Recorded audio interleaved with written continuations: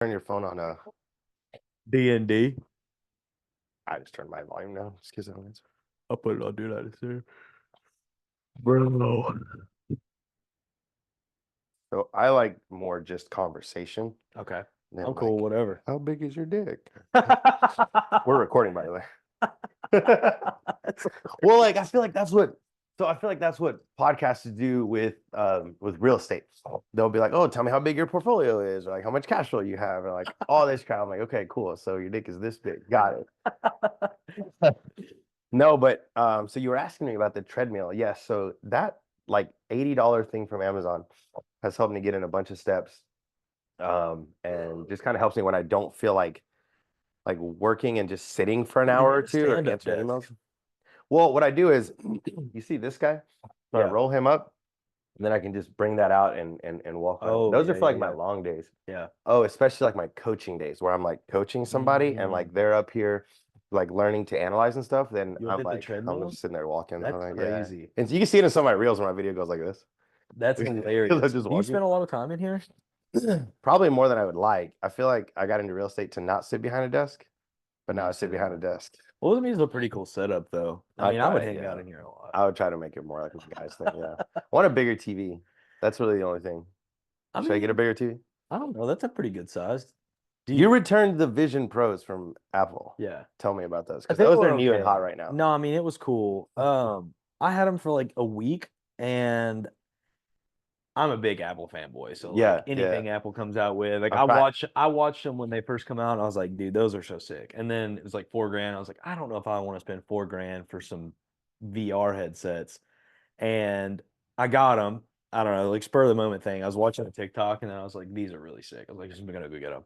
And I used them for like 2 days a lot, and then I realized like I was only using them for like to watch YouTube videos or like watch a movie. So you're sitting there Yeah, like yeah, this. literally, no, literally. And Girlfriend walks in. What are you doing? Nothing. I yeah. swear. No, but I mean they're cool. I mean the technology is pretty nuts, but I don't think you could really use them yet to be productive and actually do work with. No, I No. saw this I dude like mean, working on his car while like watching a YouTube video. yeah. Do you I think mean, that's it's realistic or not? not Or is that yet. staged? The one thing I was probably most upset about was like the pass through was not great. So like if I had them on, it was hard to read a text. Mm, So it was like very blurry. And so like if I was yeah, gonna actually use them a lot, I would right. need to have like be able to pick my phone up, read the text. Although like you can text with those on, but like What would be the use case for those? Like, what would you say right now? What's the best use case for those? I mean, I don't know. If you're like in tech and it's like you're on a computer all day long, they'd be pretty sick.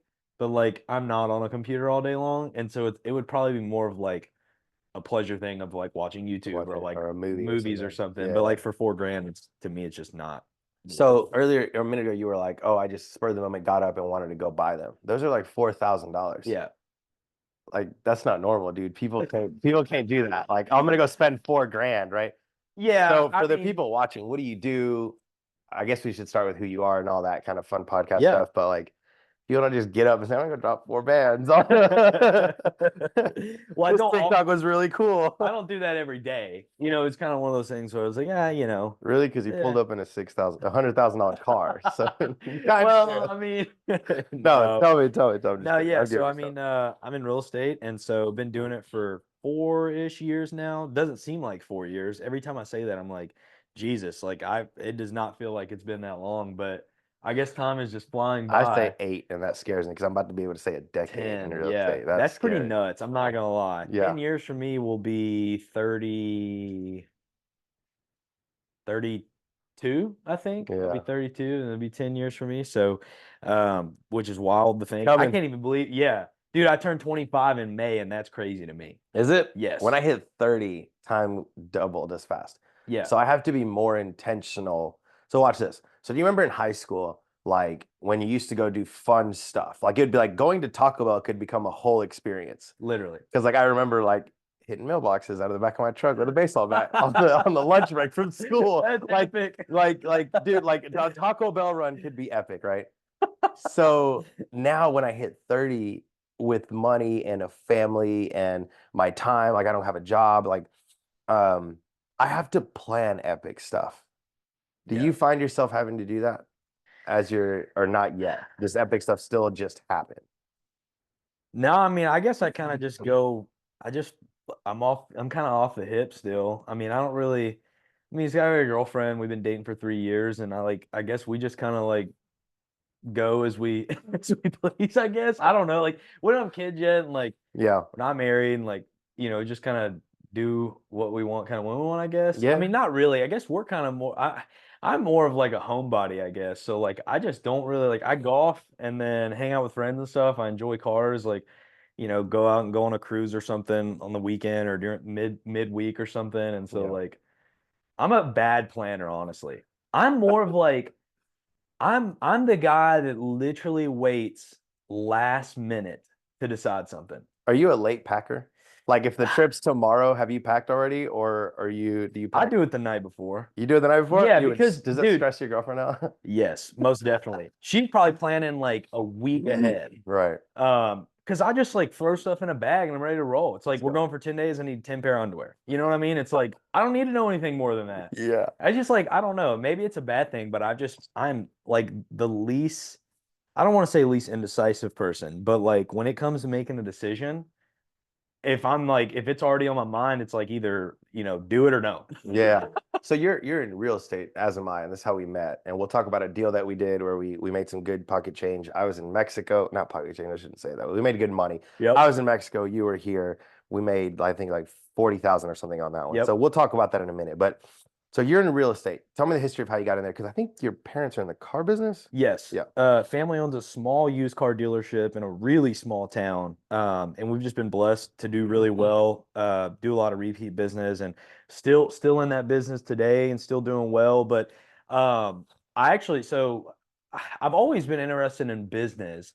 And it's weird because everybody like wants to be an entrepreneur. Like Right. now it's like a really trendy thing and everybody talks about it. It's a term that gets thrown out a lot. Mhm. And like I don't really say it a lot because I just think it's kind of cheesy and like I just keep things, I guess, to myself in a way. But like I have really always been an entrepreneur. Like ever since I can remember like being younger, like I was into skateboarding. So I was like hustling skateboards and then like I was into shoes and I was going to all the sneaker cons and hustling shoes and like then I got into like this Japanese skill toy for like 2 or 3 years called kendama. Have you seen the little thing with like the spike and the three? Yeah. So I used to travel around, go to events for that. And when I was like 14 years old, I started my own kendama company. And yeah, like it was nuts. Like I was like messaging So like this this isn't manufacturer. trendy for you. You've been No, doing like this. this is This just is I literally just enjoyed the hustle of buying something low and selling it high. Mm. It was like to me, it was just kind of like it's just been my thing forever. I don't know. Yeah. Like everything that I seem to have gotten in, it wasn't all about like the money for me. It was just the aspect of making things move. You know what I mean? I don't know if that makes Yeah, sense. But like Do you let me ask you this then, because this happens to me. My wife was like, "Babe, I've seen your face light up when you do a $10 transaction Yeah. and $100,000 no, yeah, the transaction." dollar amount doesn't matter to me. Okay, It's all about just the transaction. I've seen that in successful entrepreneurs, that Yeah. it's more about the hunt. It's not so much the like, you will get excitement about selling a $9 product as well as making a $90,000 bag. Yep. Why is that? What do you think that is? And talk about that a little bit more. I don't 'Cause I'm the know. same way.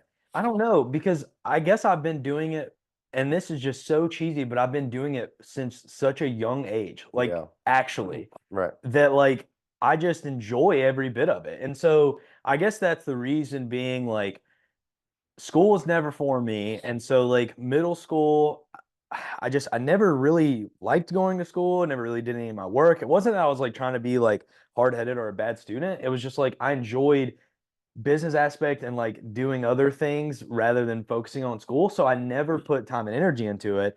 And so I tried homeschooling for a little bit. Obviously that didn't work out because if I was at home or doing something, I was doing something else You're other than hustling, schoolwork. yeah. And so my junior year of high school, I just never went. So my parents were like, well, if you're not going to go to school, you're going to work. And so I dropped Wait, out of how school. old were you when they said this? 16. Your So parents told you you're gonna work. That's a Southern thing. Yeah. I think that's something Oh, here. dude, That's definitely a Southern thing. I'm from a small town on the border of Kentucky and Tennessee with like 1,000 people where when we were going to school, we would get stuck behind a tractor and trailer, like right Yeah. outside of an Amish town, like Yeah. very Southern. Like, so Yeah, so I mean, I dropped out of school at 16 because Kentucky was no paper trace. So like you didn't have Yeah. to get a GED or anything. Like if you Right. just quit going to school, they didn't keep up with you. Like Yeah. it's just that's on you. And so like I yet still don't have my GED, no high school diploma. I didn't know that. Yeah, so I left school at 16 my junior year and went straight into the car business. So because honestly, that's kind of where I thought I was like ever since middle school, that's kind of where I was directing my career path to be was car business because I've been around my whole life. My dad's been doing it 30 years. And so, How does the car business work? Not intricate, just high level. Where do you get the car? How do you sell the car? How do yeah, you I make a mean, profit? All that. there's a ton of moving parts, but I mean, you can buy from auctions, wholesalers. It's kind of just like real estate in a Okay. way. You're buying a vehicle for 10 grand, you're selling it for 13, you make 3 grand profit, pay your employees, and then what's left over is yours. And And you just do so, that at scale. yeah, at scale. So Yeah. we move anywhere from 70 to 100 cars a month, um, Jeez. on average. And so, and we've Who's been buying doing that. 70 cars a month? It's crazy. I mean, it's an essential. People have to have vehicles. And so you do a lot of repeat business. You try to do good business, get your name out there and just build a good brand. And their sisters, cousins, aunts, moms, dads, like they all just, we've had people buy 10, 15 vehicles from us. So you take care of the person. Yeah, And you they're take care of the enjoying it. person, always put the customer first, and then they always come back and buy cars and do repeat business with you and refer you to other people. So So you get into the car business. What happens? yeah, so got in the car business at 16 and started buying and selling cars with a very, very small amount of money. Because I mean, car business can be anywhere from $1,000 cars to, I mean, if you're in exotics, $1 million cars. You know what I mean? Yeah, Like yeah. there's a market for all of it. And Yeah. so my first vehicle was like a $1,400 car and is a really cheap car. Yeah. I just say geez because it's like, what are you driving now? Yeah. Well, I mean, I say my first car. That was my first car. I flipped. Yeah. Okay. So I get out of high school. My parents are like, "We've got a savings account for you. It's got $1,500 in it. You take this money, go buy your first car." Yeah. So I go to the auction. It's like a '03 Cadillac DeVille, super ugly car.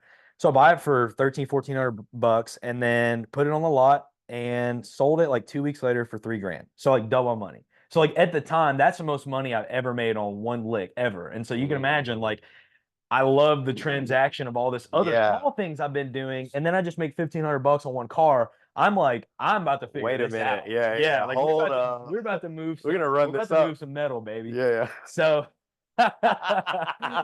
We're gonna move some metal. so I spend the next like 4 years, 3 to 4 years, like just straight hustling car business, learning the ins and outs. It was a very stressful time because like everybody thinks like if your family owns a business, like it's all butterflies and easy, but like especially with it being small family owned business, like father and son relationship gets really ugly, especially like when you're spending a lot of time together. And so like my biggest thing was real estate for me was just kind of like a light bulb moment. And that sounds cheesy as well, but it really was. I was like, I was 19 when I bought my first house, and I was spending a lot of time in the car business, a lot of time around my dad, and like he works 24/7, 7 days a week, sun up, sundown. Like Typical he's a provider. grinder. You know what I mean? Like he come from straight dirt. Yeah. So like he's ran it to the moon and just he's done nothing but work, and he's just a workaholic. He just enjoys it, he loves it, and that's just what he does. And so Now, would you say that he's an entrepreneur, or would you say that he's like more on the business? This he's an side? entrepreneur. He's just a hustler. He's in it. So he His found head's his in the thing. ground. Like He he found loves his it. thing, yep. He'll run with it until the day he falls over dead at that car lot. Like that's Really? his bread and That's butter. his bread. Yeah. He just loves it. And so my thing is like I wanted to do something a little bit more where it was recurring income to where I could take this active income from the car business and put it into something that pays me every single month. You know, I don't want to say the word passive because real estate's not necessarily No. passive. Yeah, Like yeah, you're no. still doing something, but I Sure. wanted to put my money into something to where every single month there was some sort of income coming in, no matter whether I was working, on vacation, sleeping, or doing nothing. And Yeah. so first thing I thought of at a young age was real estate. And so I a friend of mine's parents were getting a divorce in our small town, and he called me up just one random day and he's like, "Yeah, dad's selling the house." And I was like, dude, I'd love a chance to buy this thing. I was like, I've been saving up cash for the past 3 to 4 years. And I was like, let me just come by and look at it. And I promise I have How old are you? Wait, 19. how old? Zero, You're listen, 19 years old. zero idea of what I'm doing. My parents aren't in real estate. I don't have any mentors. I've not read any books. Oh, no, but Maybe you need mentors and you need books and you need all yeah, and gurus and you so need all and that. So maybe I've watched like a video or something or heard about like rental properties. And at the time, so at 19, I had a pretty good amount of cash saved up. I had 40 grand in cash. nice. And this is from like 3 years of flipping Flipping cars. cars. Like I'm moving some cars the past 3 or 4 years prior to that. So I've got some cash saved up, still living at home with my parents, so I have no bills or anything. So for me, it's like I have like nothing to really risk. Yeah. I got 40 grand to lose, but I'm 19, my whole life ahead of me. Like I could throw it all at the wall, and if it doesn't work, it doesn't work. Yeah. And so that's literally what I did. I was making good money, decent money flipping cars. So I was, bankable because I'd been paying taxes the last 2 years or year and a half. And so I went and looked at the house and he just threw me a number and I was like, let's run it. I knew I needed only thing I knew I needed was 20% down and then some money to fix the house up. And that was because I knew I was interested in getting into real estate. So I'd started talking with a banker and she kind of gave me the rundown on what I needed. And so no comps. Didn't even know what it was going to cost for me to fix the house. I didn't know what it would be worth after I fixed it up. I didn't know what I was really going to rent it for. Yeah. Nothing. Like, I mean, it honestly, first deal, I would say, I hate to throw the luck word out there, but I mean, it couldn't have been anything So else. this is why this series is going to be called Not Another Podcast. This is not another real estate podcast. So let me show you why. So it's really interesting, and there's nothing against you, but like this podcast for me this series is going to be a little different because it's interesting when you're like, oh, I had $40,000 that I worked for. So yeah, you have that work aspect, but there's this other aspect that I think other people don't have. What's the word? Maybe don't have the availability or the how. Because like you were like, Yep. oh, I lived with my parents, so I didn't have bills. Yep. So I'm able to throw 40 grand at the wall and try it. But you know that there's not a lot of risk there because you still are at home. You still have like all these things working in your favor. Whereas like someone that might be listening to this might say like, oh, well, even if I did save 40 grand, my risk would be a lot higher because I have other things to lose. So like part of that is also being able to be in a stable home. Yep. But I also don't want to like take away from the work that you had to do to save that money. But there's also that like part of it where like, well, I didn't the security of it. Yeah, right. So like dig into that a little. Yeah, if you've got 40 grand and there is risk involved, you've got kids, you're married or whatever, then just get more knowledgeable. For me, it was like I didn't want to waste my time trying to so how do you avoid risk is with knowledge. That's what I was trying to get to. Yeah. So like people say like, oh, well, if you didn't have that money saved up, could you have done it? 100%. Because now, knowing what I know now with knowledge, this is what I want to get to. Yes. It doesn't take money to really get into this. I mean, having cash helps for sure. For sure. Don't get me wrong. Like having money helps, but having knowledge and knowing people will get you way farther than any dollar amount. Like I was telling somebody the other day, I was like, you could have $10 million in your bank account, but if you didn't know how to use it or what to do with it, it doesn't matter. Like it's just going to sit there. Sure, that's going to be a lot of interest, but if you woke up tomorrow with $10 million in your bank account and you were like, I'm going to go out and buy a bunch of real estate. It's like, sure, you could go buy a bunch of bad deals. And you're going to crush it. So this is where this is going to lead to. So check this out. What you just said is 100% correct. It's like, even if I didn't have money, with the knowledge that I'm gaining, I'll be able to do it. Now let's fast forward to the phone call that I gave you when I was in Mexico. I think it was a deal that we had together where I have money, but we can act like I didn't have money because I didn't have access to it because I was in Mexico. The bank was here. I wasn't able to buy this deal. So this is what I would do like people that are watching are probably going to be like, oh, well, he had 40 grand. So of course he could.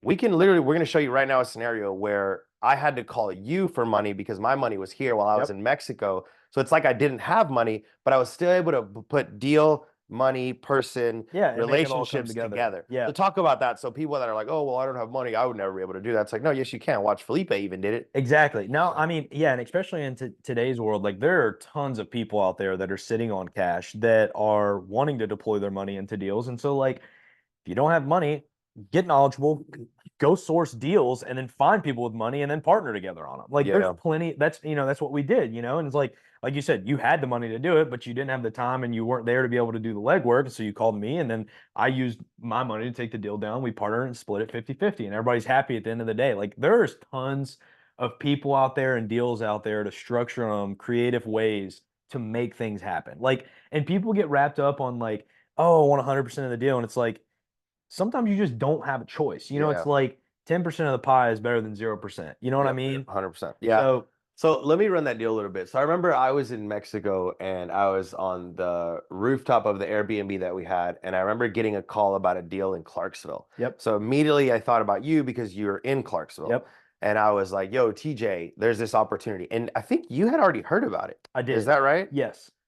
You had already heard about it. And it was a subject to or a creative finance deal Where where the owner or the property manager wasn't paying the note and they were about to get foreclosed on. Yes. And they had like 5 days, right? 2 days before 2 days. it was getting foreclosed on. Pick up the story, go. Yeah, before it was getting foreclosed on, and then I heard, I guess that the guy that owned it had caught word because it got put out in like a text blast or something, and that was the only way he found out that And it was the his property deal. manager was not paying the note. Yeah. And so like you know, he had to try to sell the property for basically what he'd give for it back, you know, a couple years ago. Yeah. So he needed somebody to close on it quick, and so that's where, you know, taking cash to close on a deal is nice, but And I remember calling you and saying, "Hey TJ, I have the money, screenshot of my money. I'm good for it. I'm not there to move money. This has got to get done before I even get back on vacation. Is this something you want to take down?" Yep. And I think you took a moment, called him back and said, "Yeah, whatever, let's run it." Yep. And then we closed on it, got all the title and all that figured out. We didn't do anything to it. No. We just listed it as soon as we bought it. Yep. I think you didn't see it until the day of closing from the buyer side. Yeah, no, I never You didn't even drove by it or lay eyes on it or anything. So how did you know that it was going to work? You never just knowing the Clarksville market, I guess. Knowing that Like I've area. done a few deals there, and so I mean, you kind of, you know, after you do a couple of deals in a market, you really start to understand the numbers. You know what I mean? Back to knowledge more than money. Exactly. Yeah. So I mean, instantly, like somebody could throw a deal at me in Clarksville, and I could look at it in a couple seconds and tell you whether or not like this is something even worth peeling more into. Right. Instantly. You know what I mean? Like price per square foot on like, you know, the numbers per square foot and stuff, like all those things, like after you do a couple transactions, you really start to pick up on, and then it becomes a little bit easier to do things like that. And so yeah, I mean, when you threw the deal out there and I looked at the numbers, I was like, this is a no-brainer. And so I mean, like you said, we took it down, and literally I don't even think we did anything. We just listed it back on the MLS, and then after we went and looked at it, we were like, damn, kept this thing. We should have either kept it or went in, cleaned it out, and then listed it for more. Because somebody came in and bought it cash, no questions asked. Inspection went in. They try to bang our head on inspection, but we were like, dude, no. No, this is like incredibly solid. I'm sorry, we're not gonna fix a doorknob or give you $1,000. Dude, it had like LVP floors in it. It was like all brick Plastic house. rental. Roof was solid. Like big lot. It needed like a cleanup, and that was it. At most. Yeah. And then like a little bit of touch-up paint, it was ready to roll. I remember walking in there and I was like, oh, we should have kept this. But I think we were both in a situation where it just wasn't. We, no joke, probably short sold that deal probably 30 to 40K. Think so? Yeah. Spend it. We probably could have spent another 5K and then got 220, 225 pretty easily. I know that for me, it just wasn't a good time because I was in Mexico coming back. I had other projects. No, I mean, but it was still a dub. I mean, regardless, you know what I mean? Like we didn't have to move a muscle. You know what I mean? It was like a couple wire transfers and then that was it. Couple phone calls. Yeah, I would do more of those any day of the week. Oh, yeah. Because like a flip was going to take another, let's say 30, 45 days dealing with contractors, time. And it's like, okay, for 20 grand more, is it worth me working another month? That sounds terrible. Yeah. That sounds really bad. I mean, well, it just depends. Like most people would be like, what do you mean a month worth of work for another 20 grand? Like anybody would have done that. Exactly. Well, it just depends on the situation. You know, you got cash tied up and whatnot. So, I mean, like, it all depends. No, dude, that sounds terrible. There's no getting around that. Yeah. One month worth of work. Yeah. For another 20 grand, I guess. But it's just like, I think it's the time cost to us. It's like, what are we doing outside of that? That's going to take up that time to do that. So tell me where you're at now. What do you do in real estate? What's your portfolio look like? Do you flip, wholesale? Kind of give us more about. Yeah, right now it's been a little slow the last 6 months, and I think most people feel that same way, or you know, I guess everybody's a little different, but yeah, it's a weird market right now.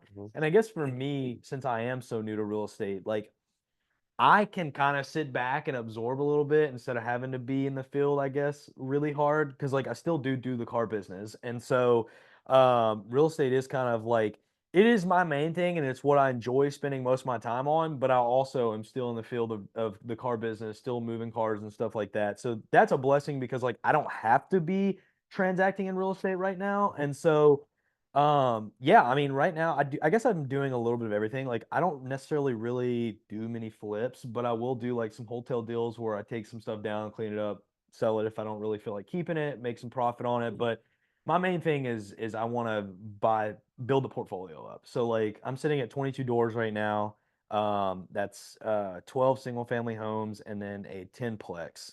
And so all those are performing great. Plan to keep those honestly forever. I mean, no intention to really sell any of that, Yeah. but I don't know. I've spent the last couple months, I would say, really trying to pinpoint where I would like to spend the next 10 to 15 years in real estate. Mm, Because like there's so much you can do. You know what I mean? yeah. Like I've enjoyed the single family stuff and like the traditional rental things, but I think like with me being young and having options of what to do, I would like to find something that I really enjoy in real estate that I could hone in 110% on and focus the next 10 to 15 years just nothing on that. That Like I've been diversifying a little bit into like because you went from single to multi to yeah, a I did little the bit bigger multifamily multi. deal and then I kind of like that and then I've been looking at a commercial building that I plan on building next couple months and I'm also working a really large deal with semi truck parking, which is Mm. really interesting. What is that? Tell us about that. So it's basically IOS, it was just industrial outside storage. Okay. And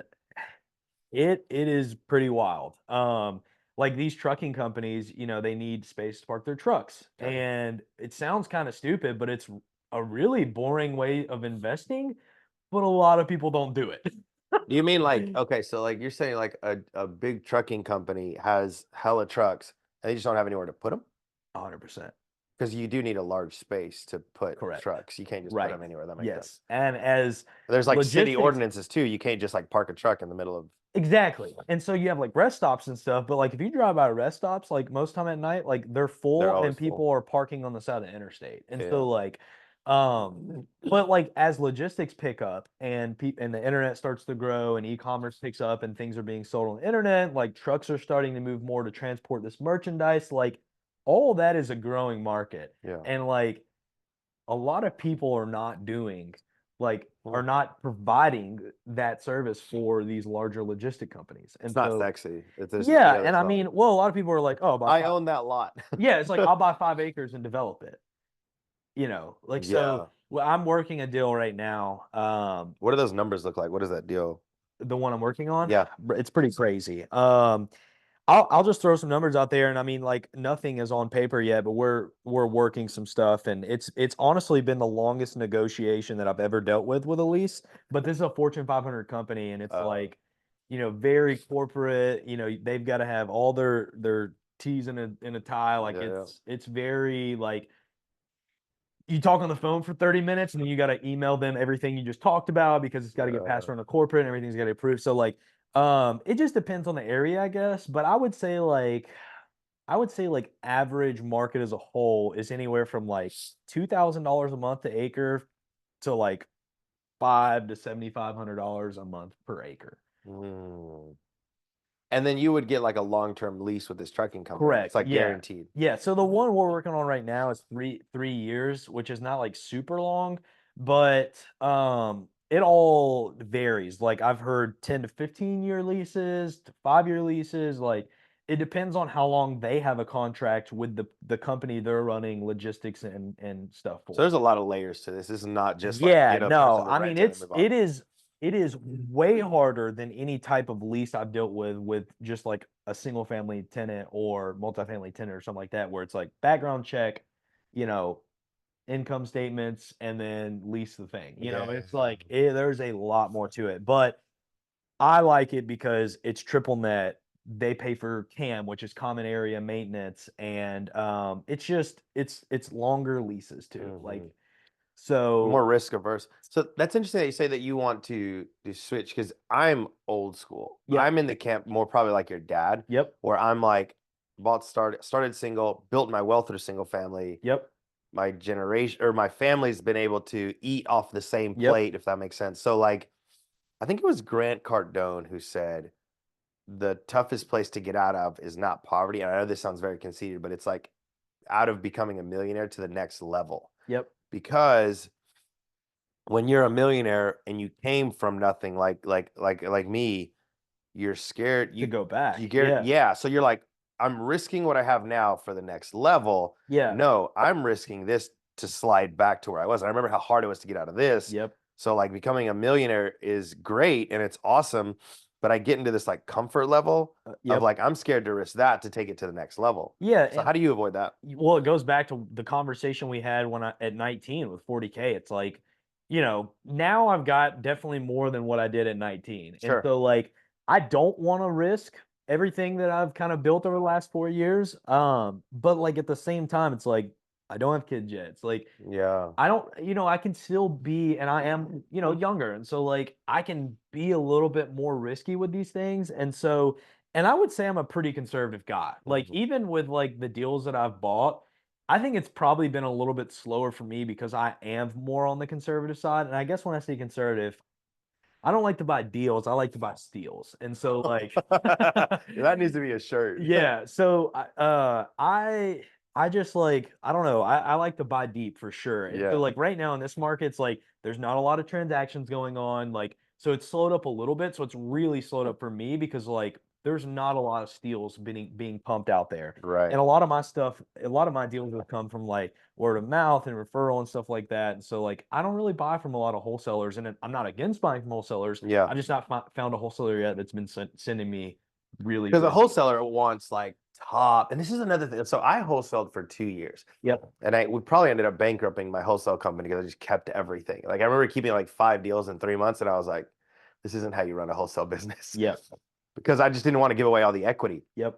But what I've realized is that the successful wholesalers that are selling their deals to people like us that are buy and hold are not the ones that are trying to squeeze the most out of the deal, but they're like, 100%. how do I sell 10 deals to TJ at 10,000 each Yeah, for versus sure. one deal at 50? Great, you made a 50 bag, but TJ is going to see that and be like, dude, you squeezed me. We're not. This was Yeah. a transaction, and you know what? It was a great deal. Here's your 50, but I'm probably not going to buy another deal. Yeah, from you. and I guess I'm not so Speak much to the on wholesalers side. about that. Yeah, Speak to the wholesalers that I'm not so much on the side of like if you make 50, I'm mad. It's like you can No, make, I'm not mad. Yeah, either. I mean you can make 100 and I'd be like, dude, that's sick. If it's a deal, it's a As deal. long as it makes sense on my end, I don't care what you make. You know what I Yeah, mean? yeah. But I guess every time I pencil something out, it's just like, and this is nothing against any wholesalers because there's some out there that are crushing it. I've Yeah. got friends that buy tons of deals from wholesalers, but they've got the end with that person because they bought some deals. And I guess I've just not had that wholesaler that has sent me deals where I'm like, yo, let's break bread. Cause like Yeah. I've been liquid the last 6 months and I'm ready to buy some Dude, stuff. I'm the same way. And Listen, so like, I'm but the same way. yeah, but I've not come across anything where it's like, I'm gonna throw my money at this. You know Yeah. what I mean? And so I don't know, but yeah, I'm really, really big on a relationship. And so Agreed, like agreed. if I could get in with a wholesaler, bro, we'll run it up the next 20 years. That's what I'm 30 years. Okay, so I want to sit on this for a minute because my last deal that I bought, it was worth 400. Like that's what the banks, and banks are conservative. That's Yeah. what the bank gave me back as the guy that went out and looked at it, got my appraisal back, and it was 400. A wholesaler had it at 124. That's nuts. He sold it to me for 224, so he made 100K on it. Yeah. And I got another 120 on it because I put like 60, 70 in it to make it worth that 400. Yep. So we all ate. It was a great deal. And I'm not complaining. But the thing is, what that does to me is next time they send me a deal, I just look at it closer. Not because I care so much what he made on it. Yep. It's like, but if he's willing to rip me for 100, am I going to get this? I don't want to call it lucky because I know my market, but is there going to be finessing in there? Could he have done 80 or 75 to keep the relationship? I don't know. Yep. But it's like you said, I want to find a wholesaler that I know is like, look, Felipe, I could have ripped you for this. I'm doing this so that we can continue to run together. I'm super liquid as well. Yep. But like you said, I don't think that I have found a wholesaling company, and maybe we just won't. I don't know. That's like willing to, I don't want to say like, because everyone wants the biggest bag, but where they put relationship above profits, if that makes sense. Yeah, no. And I think, and that's when I talk with somebody that's like wanting to get into real estate or like newer, like the biggest thing I talk about is relationship because like if you burn a ton of bridges starting out, like it is going to be a struggle. You'll be known as that guy. Yeah. You'll be known as the guy I mean, that does that. the real estate world, like within a radius, like I'm from Clarksville, but I have tons of friends in Nashville that are in real estate. Like, but I don't do deals in Nashville. Like, the real estate market as a whole is kind of like it's a very compact market. Like Yeah. everybody kind of knows everybody. Like it's a very Keeping eyes, what are you relationship doing? involved Yeah. thing. And so like the second you go out and you're like you put money over people and you burn a bridge, everybody knows about it. Yeah. Like it's not just like a little thing like you keep between that transaction. It's like that is going to spread like a wildfire. Because it gets blasted out. For Yeah, example, for that deal sure. that we did, Yeah. that deal that we did, that the person that lost that deal learned from a very prominent person. Yep. And like we all know what happened in that situation. They weren't Yep. prepared. So like you said, things spread and everyone saw that deal. Yep. Like the people, well, the players in the game, right? Yep. Not like, but the players in our field saw that we took it down, saw that we handled it. You keep establishing yourself. But like, what if in that situation I called you, you took the deal and then cut me out? Because you could have cut me out. Let's be honest. I was in Mexico. Fuck was I gonna do? Yeah. You No saw the chance, deal. though. But no, I know, I'm not saying you Yeah. would ever do that. Yeah. And you saw it before I did. Yeah. So like the next time that a deal in Clarksville comes around, something like that, you're the first person that I'm going to call. Yeah. But what I'm saying, it would have been really easy for you. Oh yeah, Felipe. Yeah, no, I don't think so. Click, picks up the phone. Hey, dude, lock that deal up. Yeah. You see what I'm saying? Like Yeah. it's that easy to No, burn it really somebody. is. But honestly, like I just don't care about the money enough to burn Yeah. that bridge because I've grown up around business and I understand that relationship is the biggest thing. Car business. Yeah, exactly. Like, I mean, it's the same way. You know, like you said, I heard about the deal before you called. And so a really good friend of mine had reached out about that exact deal. And he was, had a bunch of other stuff on his plate, a bunch of other deals going on, and it was a little slow to get to the table. And I was just like, yo, I was like, what are we doing on this thing? And he was like, like I said, we're really good friends. And like he was like, yo, I was like, yo, I've got another person that hit me up about it that wants to partner on it. I was like, what do you want to do? Because you brought it to me first. Integrity. I'm not going to go to this other guy and do this deal and then you not know about it and then be pissed at me because I went to somebody else with it. I was like, what do you want to do? And he straight up was like, yo, I've got too much going. He's like, run the deal. And I was like, say less. It's like the blessing, right? So It's we like, ran go. the deal. But if he said, yo, no, let's do this, I would have came back to you and said, yo, Felipe, I was like, I don't want to step on any toes. I was like, if this is going to ruin our relationship, I don't want to be any part of the deal. It's like you can take it down or whatever. Like I don't care about money enough in no circumstance to burn any I bridges. don't think people realize that because I see it on social media all the time. People burning bridges Yep. over money like that. Yep. And it's like, dude, you're gonna go fast, but you're not gonna get far. No. Like I've been doing this for 8 years. You've been doing it for 4 or 5 years. You're gonna hit 10, 50. We're all gonna do that. And there's gonna be a lot of people that are gonna make a lot of money quick, and then you're just gonna start seeing them fall off. The guy that builds the best and most relationships is gonna last the longest. Yeah. No matter how much money you're making on these ones and twosies and stuff. Like if you're building good relationships and doing good That's gonna business, go way farther. you'll last forever, dude. Yeah. I mean, you're gonna do more deals with people. You're gonna build good relationships. People are gonna send you more deals. Like it's not. I mean, for me, it's just like I just like being a good person and Yeah. like having good relationships and like being able to go to events and not feel weird about having done a bad deal with the guy standing on the other end of the room. You know what I mean? Like Because real estate just really not- is this small, dude. 100%. Like when everyone goes to the same events, we all go to the 100%. same meetups, we all do the same things.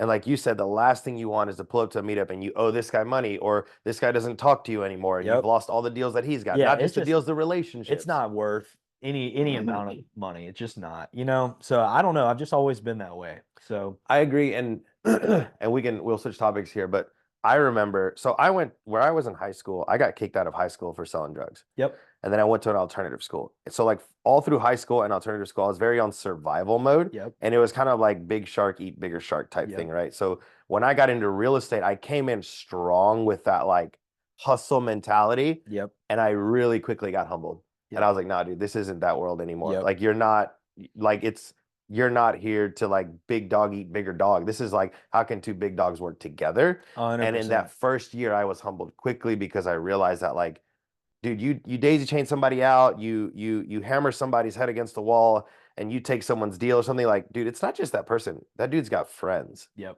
Like he's gonna tell 10 people Yeah. that you And screwed then him they're out of a gonna go deal, tell 10 people. and Yeah. they're gonna tell, and your name can get shit on quick. Yeah, it's just not worth doing. I mean, you'll make way more money and go way farther building good relationships and doing the right thing. 100%. every I had to learn circumstance. that. I had to learn that the hard way at the beginning. And I'm glad I did it early. So for everyone watching that's like new getting into real estate, I can tell you from experience, like don't try to be that guy that's like coming in strong and like crushing, stepping over people, because it looks cool for social media, but dude, you're only gonna go so far before you're like, dude, that's not real life. Like Yep. that stuff's not true. So right now you have rentals. You said you wanted to pivot and get into some different stuff. Where are you at with your dad right now? You said that like No, that our was a little tough relationship for has you. gotten way better. I mean, Okay. it was like honestly, at before like right as I was getting into real estate, it was at a point of like we had a time frame where we didn't speak for probably 6 months plus, and we're still living under the same roof. Mm, So like it was really tough for me. And I was just like, it's just not worth it. Like my dad's kind of a stressful person. He's like the typical car salesman guy where he's like 2 packs cigarettes a day, 7 cups of coffee, like 115 dang. miles an hour Yeah. all day long. Like, so it was just like very unhealthy for both of us.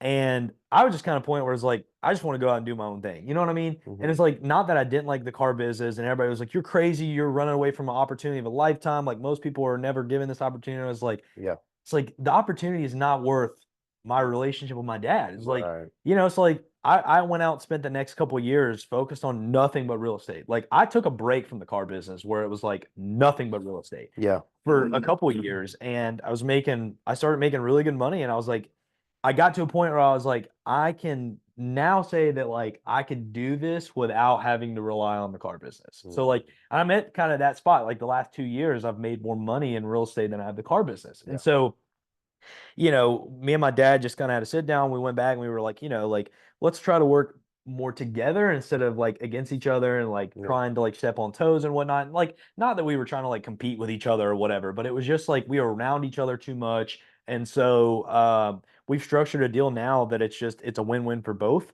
And I can spend time on real estate, but also go out. So the way we structure it Yeah, I now was gonna is say, what does that deal look yeah, like? so now the way we structure it is I go out, source my own vehicles, I pay for my own inventory, put them on the lot, and then we split profit 50-50. So all So you got to do is so go source it and exactly. buy it. So for him, it's like it's free inventory because I might keep $250,000 of cars that are paid for on his lot, and then we split the profit down the middle 50-50. He does And all the he work gets of selling it yeah, and like all, paperwork. all that and whatnot, and the police sell it, and then we split it 50-50. But he doesn't have to keep any cash tied up or have to use any type of flooring company to be able to pay for some of that inventory. And Yeah. so it's a win-win for both. And I get to spend time on real estate and be able to focus on that. And like it keeps our relationship way better because I think it's like a thing of like, You're aligned. You're yeah, aligned at that point. no, and like I don't live at home anymore. So it's like I think it's a sense of like, I'm out on my own doing my thing, and he knows that like I've built this stable ground with real estate, and he knows now, I guess, in a way that like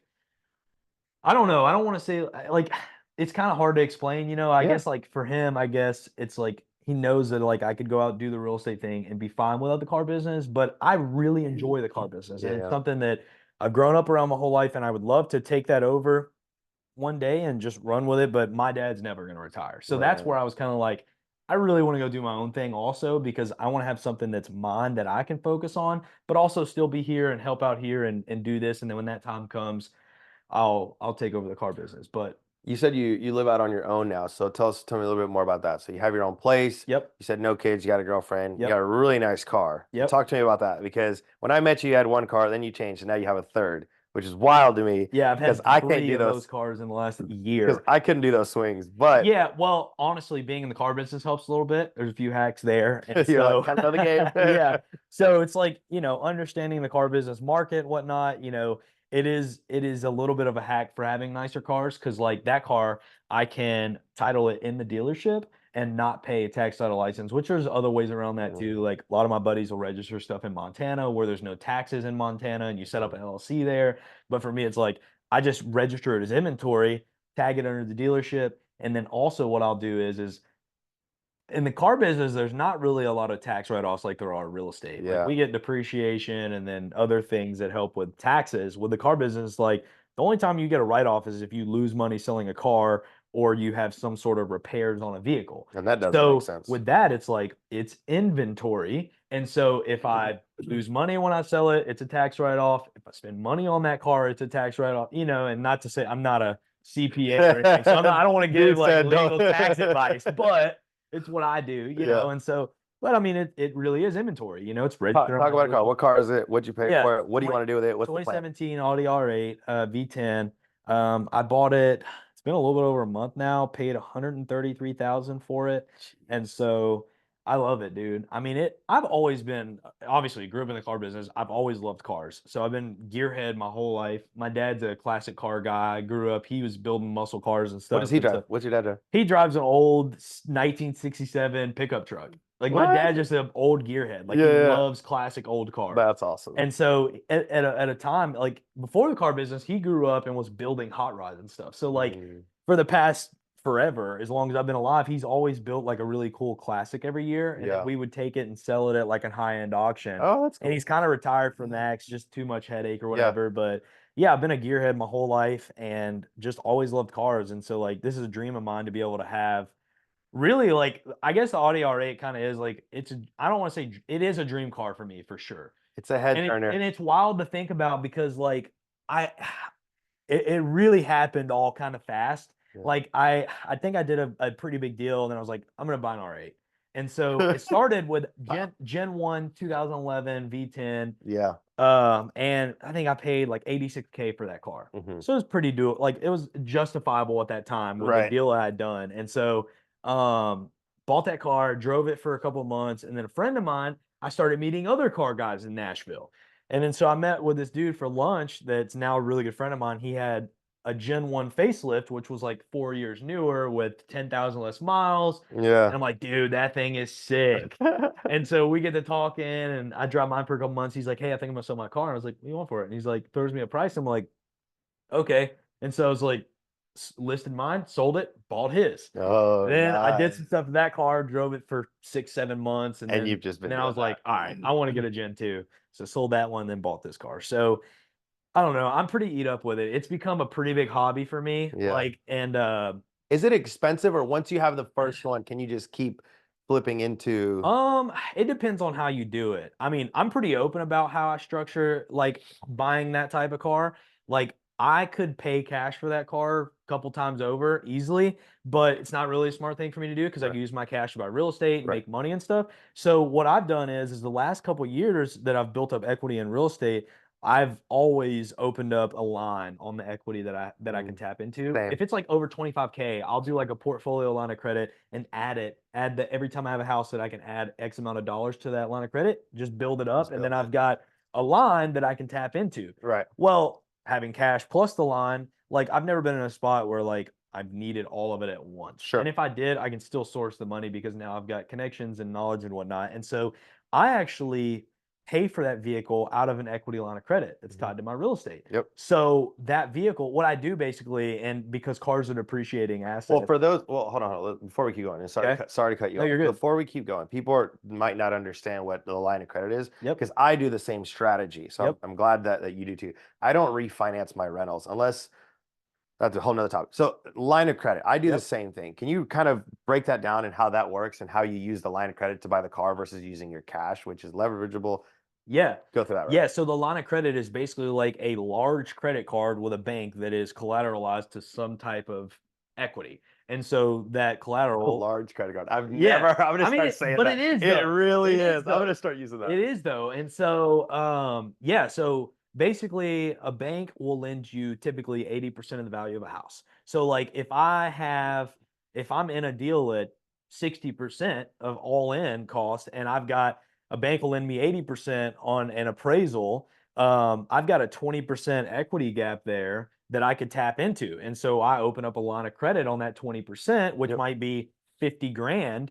And then I can use that money to buy basically whatever I want. Yep. Some people use it to buy the real estate, do different things with, and I do use it to buy real estate. But typically, I only use my line of credits for like either buying car inventory or buying other real estate deals that I know that are going to be flips, or I'm going to refi that money back out to pay that line of credit off. So the only thing I ever keep on my line of credit at a longer period of time is like that car. Mhm. And what I do is like I was saying, cars are not things that appreciate Right. typically. So I'll put, 20, 30, 40 grand against that line. So like on that car, I think I owe like 110 on that line. I could sell that car today for 125, 130 if I needed to. Pay it off. But if the market got tight, things dropped, if I had to sell it for 110, I could sell it in 30 seconds, pick up the phone, make a phone call. Yeah. And so I do that just for a little bit of like risk diverse because I don't want to have Yeah. it fully leveraged in that line and then it depreciate and things get sideways or something. Just to be a little bit on the safer side. I don't know. And Right. so, but it's a really cheap way to buy an exotic car like that, float that cost because like I say cheap, but it's not really like super cheap. But I mean, on that car right now, because line of credits are expensive because of the market we're in, everything's prime plus and variable and floating rates. My payment's like $800 a month on interest for that car. So I I feel like it mean, would be more maybe if you just went straight for a loan. yes, no, for sure. I mean, like the payment on that car, because it would be like probably 72 to 84 months on a loan. Your Yeah. payment would probably be like 2 grand or Through the more. roof. Yeah, because you're paying down some of the principal. But for me, it's like I don't really care to pay down the principal. It's like I've already put like a chunk down, so if the car depreciates a little bit, I can still sell it, pay off that line, and have it gone, buy the Makes next one or perfect sense. whatever. Yeah, And so no, it makes to perfect float sense. my cost, That's interesting and you said it that way. because it's registered inventory, that interest I pay is a Right. tax It's a deduction. tax deduction. Yeah, There's a because whole it's hack there. yeah. So Your I mean, $800 payment is now 600 maybe because of the tax deduction. that you got, exactly. yeah. Well, it's an expense to that vehicle. So, it works out well for me. I don't know, Yeah, so yeah. I could go out, pay cash for it, own it free and clear, not stress it at all. But it's like, I'd rather have my cash liquid to put into more real estate deals that pay That's that appreciating interest that'll payment. pay for that car. Exactly. That pay the interest payments for that, because that's not an appreciating asset. So I wouldn't want to tie up 130,000 of liquid cash Yeah. to have it sitting out in that car, so. I remember we were I don't remember if we were at lunch. I think we were at lunch and we talked about this because I went the big house. I have a Tesla, right? I don't Yep. have like a supercar. And I have been looking. I really like some of these Lambos that are out there, but you said something interesting, and I want you to dig into it. Was like, I'd rather have a really nice car and a modest house than a big house and a modest car.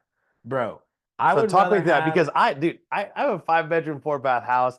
I love it. I grew up in a mobile home though, Yeah. so that's the difference, right? I grew up in a mobile home that's the size of these 2 bedrooms. Yeah, well, it's So, all like, depending on what you love and what yeah, makes you yeah. happy at the end of the day. But It's when like, but when you said you were like, I'd rather have a nice car and a modest I house. would rather Talk me have through that. a $200,000 house and $2 million in cars than a $2 million house and a $200,000 car. What? So Yeah. yeah, walk me through Because I that. just love cars. Like, Yeah. honestly, the last year, Is your car right now worth more than your house? No, No. Okay. no, I'm not to that point yet. Yeah. But But you would 100%. a Bugatti over. Yeah, no, oh, for sure. Zero That's zero so doubt. funny to me. Dude, well, like the last year, aside from real estate, Yeah. like I said earlier, I'm a people person. So like I love relationships. I love connecting with people and meeting new people. And just in the last year, and it's so stupid because it's like it's just a car. You know what I mean? Yeah. Like it's not, but there's actually a community for this stuff. And like I've met some awesome people in the last year and made some amazing friendships and relationships from being around cars and like meeting other people that like cars. And it's honestly probably been the best year of my life. Like being able to Really? go to these things on the weekends and hang out with friends and go on like little rallies and like go to the car meets and stuff. It has been crazy, dude. So much fun. Yeah. Like I Is it the truly, car or is the person? it's a little bit of both. I think because like gearheads just like think so much alike. Like they love cars and people. And so like getting to be around both is just like, it's amazing. Like Yeah. I truly love cars. Like I wake up every single day and I am so excited to get in the vehicle and just drive. That's crazy. Like I've had that a month and I've put like 3,000 miles on it You already. just love getting Dude, it I out. love it. I drive the piss out of it every And single I day. guess when you think about it, you're not in your house all day. No, You're no, more. I just sleep there. Yeah, yeah. I can care less about it. I mean, having a nice house obviously is nice, but Sure. like I just love cars. When you have a family, you think you'll. I don't know. Nah, dude. I hope my kids love cars as much as I do, because like I would just You love can't to put a have. car in. You can't put a kid in that. No, that's true. Yeah, But I get have a to have like second. some type. That's what they make the Lamborghini Urus for. the Oh SUV. God. I That's have a the four-door. Model Y, the Tesla, and it's family. Dude, those are sick. I love that I car. had 2 Model 3s, the Yeah. performance ones. Yeah. Amazing cars. I love them. I love the car. For a gearhead, I it's do. not- I do miss the. I do Yeah. miss the sound though. Yeah, the Trust me. sound does suck not having the sound, but dude, Teslas are amazing cars. Like, I mean, I had I one for like love a my Model year Y. and they were so solid, dude. Yeah, yeah. You It's wake definitely up, reliable. you wake up in the morning, full charge, hit the road, don't have to Love stop at a gas station. Like, they're easy to drive. Like, I mean, they're solid. I tell people they're the new Camrys. You know how Camrys last a 100%. million years? Yeah. I'm like, dude, this Tesla has yet to give me an issue. Yep. And I drive it balls to the wall because they're Exactly. fast. No, yeah. I mean, I loved mine when I had it, and I would I would own one again for sure. Like if I could swing having two expensive cars right now, I would probably have one for like a daily because that's my daily right now. You could swing 2 cars. I probably could. Yeah, but I try to be a little bit. I'm like, okay, I'd rather spend X amount of dollars on this one vehicle right now rather than diversify it into two and have one okay sick one and like one like sick daily. You You know? really are a gearhead. Oh, dude. You're like, no, I'm getting one I'm really telling you, nice car. that's like truly, truly my passion. Yeah, Like yeah. I just love cars. I can see that. I can see I that. would have a car collection of 20 cars if I could swing, and I will have a car collection of like 20 cars. What's a couple more questions here and we'll wrap it up because we're gonna go play some golf. Um, favorite car? Well, I don't want to say favorite because there's super, super cars, but next car that you're like, dude, Next car? this I'm getting. That's really hard because honestly, I've talked to this about this with a couple people, and this all opinion based, but for the money, the Audi R8 Gen 2 is probably the best car you can buy. Dollar per car. Yeah, average, yeah. for reliability, for speed, for sound, for looks, All of it. all of it. Yeah. I mean, like for sub 150K for a supercar, That's it's under 150? yeah, it's 133. So and they're in that 130-ish range for That's why I asked you house. I thought it was like 220,000. new, they're about 200, 180 Uh-huh. to 200. This is 2017. Got it. And so yeah, for under 150, there's not a like Hands down. there's some sick cars you can buy, don't get me wrong. But reliability and just everything as a whole, it's hard to beat. That's why I'm kind of like to get to that next step, it would be like 200, and you're looking at like Lamborghini or like McLaren 720S. But then like McLaren, you lose a little bit of reliability. But then I've got friends that have some with tons of miles that drive the piss out of them. Paul, Yeah, that fool drives Paul, that. yeah. Paul, drives the piss out of his car. that's like no a daily. issues. How do you Yeah, daily a literally. McLaren? Literally. And so, yeah, I mean, there's a lot of different ones, but I think next, because I still, it depends. I don't know. If I make some big deals happen in the next 6 months to a year, I probably could bump to that 200 range. What are you gonna get?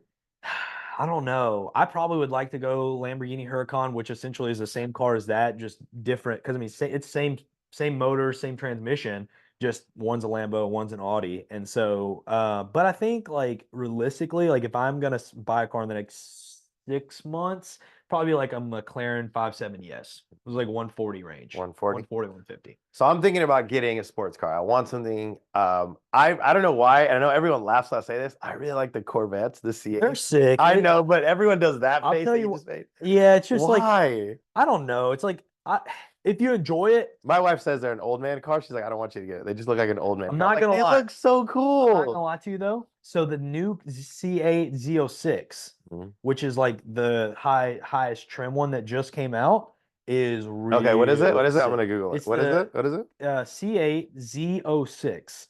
C8 Z06.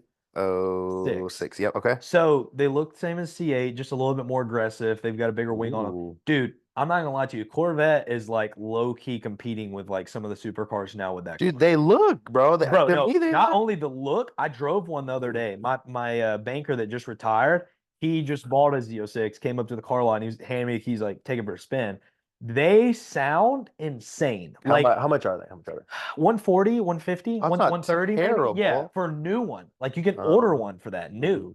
And so, yeah, I mean, for the money, really, really solid car. If you're wanting to get up towards that super car era, and I mean, they sound insane. Like they are definitely competing with some of these like European brands now, for Yeah. sure.